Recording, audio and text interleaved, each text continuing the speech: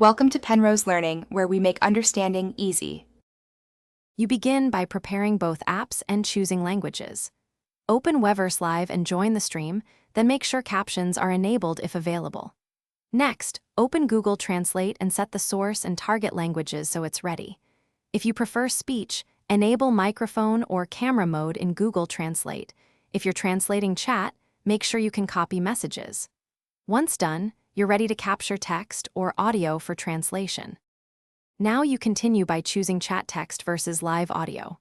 For chat, tap and hold the message, copy it, then paste into Google Translate. You'll get instant text conversion.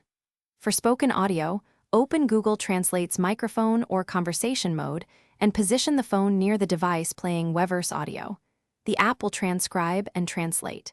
Make sure to monitor detection and switch languages manually if the automatic result seems off. This step finish by verifying translations before responding or sharing.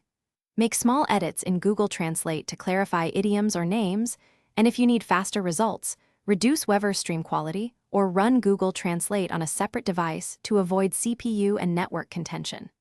If translations stop or stutter, download offline language packs or switch the source language from automatic to a specific language to improve accuracy. If problems persist, restart the apps. That simple reset often clears permission or mic conflicts.